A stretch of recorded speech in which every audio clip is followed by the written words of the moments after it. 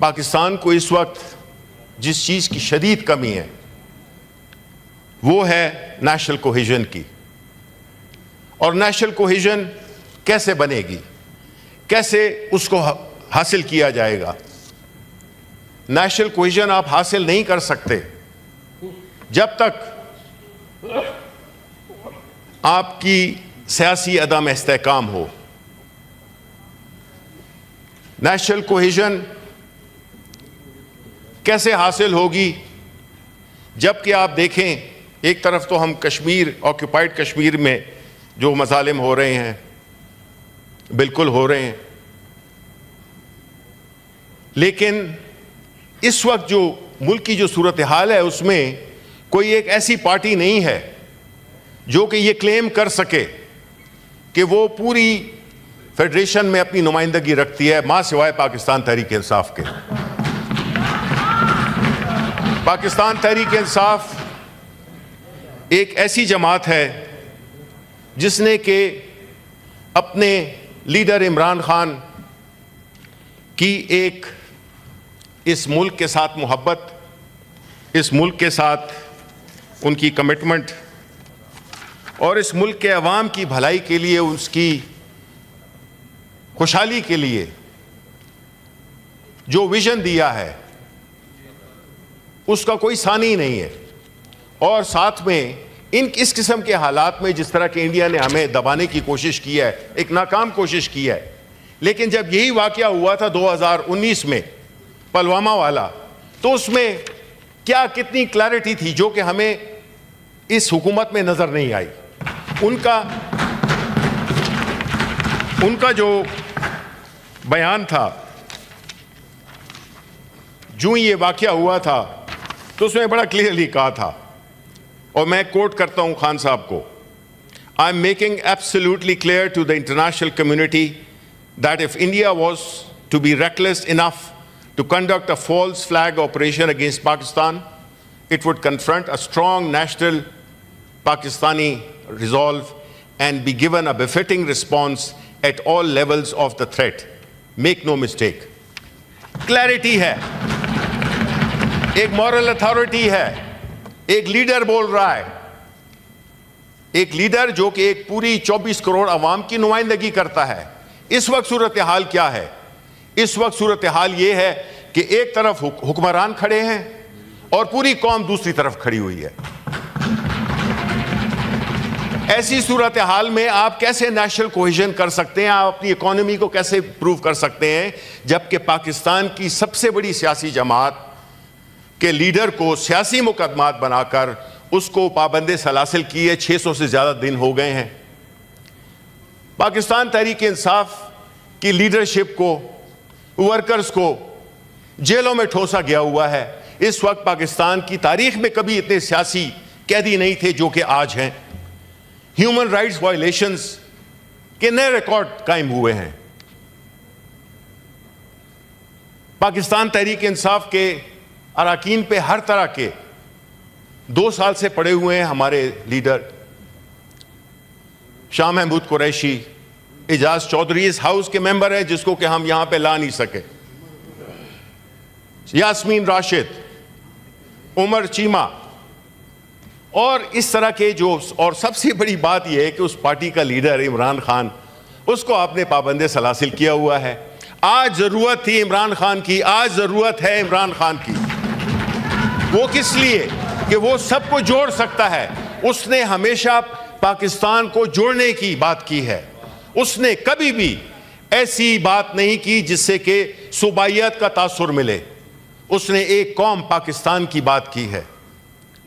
آج ایک طرف رکھیں, دیکھیں یہ اہم ملک ہے پاکستان, اور ایسے ملک کے لیے ہمیں ایک ایسا لیڈر چاہیے جو کہ سارے صوبوں میں آپ کی اس کی بات کو سنا جائے, جو کہ ایک پاکستان کے عوام کو جوڑے. اس کو ہم نے جیل میں رکھا ہوا ہے. ہمیں چاہیے کہ اس کو بلائیں. ایکس پرائم منسٹر رہ چکا ہے اس ملک کا.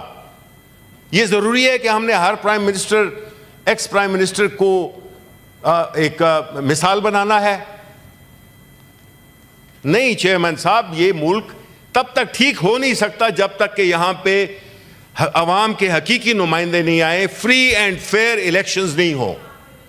یہ فری اینڈ فیئر الیکشنز جب تک نہیں ہوں گے, جب تک حقیقی نمائندے نہیں آئیں گے, ملک میں اسٹیبلٹی نہیں آ سکتی ہے, پولیٹیکل لیجیٹیمیسی نہیں آ سکتی ہے.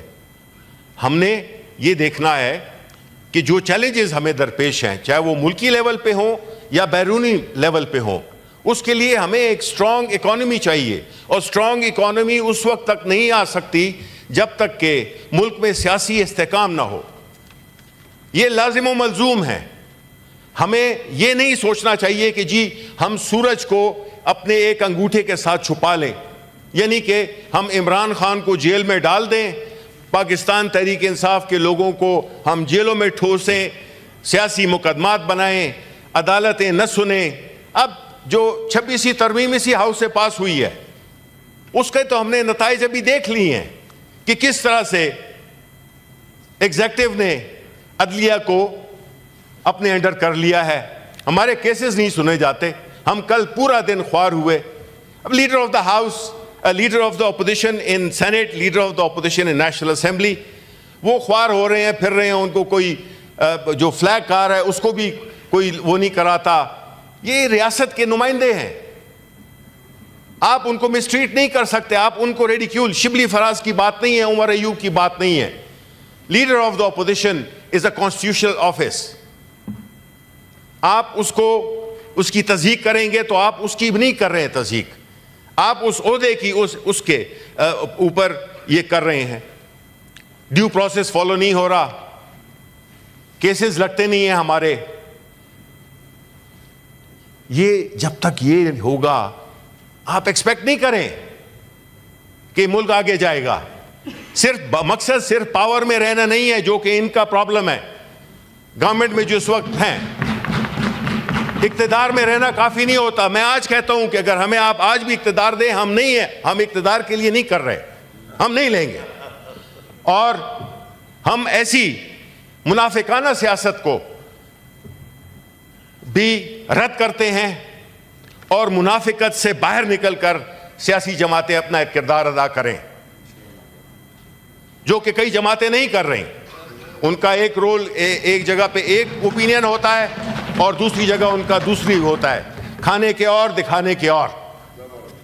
اس لیے آخر میں سر یہ کہنا چاہوں گا کہ اگر ہم اس ملک کو اکٹھا رکھنا چاہتے ہیں, دیکھیں جب تک ہم اس ملک میں فری اینڈ فیئر انتخابات نہیں کرائیں گے, جب تک ہم ریئل ریپرزینٹیٹیوز آف پیپل کو ایوانوں میں نمائندگی نہیں دیں گے, جب تک ہم law of superiority of law اور رول آف لا اس کو اس ملک میں انٹروڈیوس نہیں کریں گے, جہاں پہ کہ عدالتیں آزاد ہوں, ججز آزاد ہوں, یہ نہیں ہو سکتا کہ ہم یہ توقع رکھیں کہ ملک ترقی کرے گا. دہشت گردی اس ملک میں ہو رہی ہے, لیکن اگر آپ اعداد و شمار دیکھیں تو جو ایکچوئل ٹیررسٹ ہیں ان کی آپ فیکٹس بلا لیں, منگوا لیں. 97% آف دا پیپل آپ بلانگ ٹو پاکستان تحریک انصاف, جن کو کہ ATC کے مقدموں میں اندر کیا ہوا ہے. تو اگر یہ ہے حالات جس میں کہ اصل لوگ, اصل ٹیررسٹ, ان پہ کوئی کام نہیں ہو رہا, کیونکہ ان کی تعداد ہی بتاتی ہے. آپ یہ فیکٹ میں ریکویسٹ کروں گا کہ منگوائیں کہ اس وقت پاکستان میں ٹیررزم ریلیٹڈ مجرمان کتنے ہیں, جو ہارڈ کور اور ریئل ٹیررسٹ ہیں, اور جو پولیٹیکل ورکرز ہیں جو کہ پاکستان تحریک انصاف کے ہیں. 97% ہوں گے پاکستان تحریک انصاف کے ورکرز جو کہ ٹیررزم کے نیچے ان کو اندر رکھا ہوا ہے.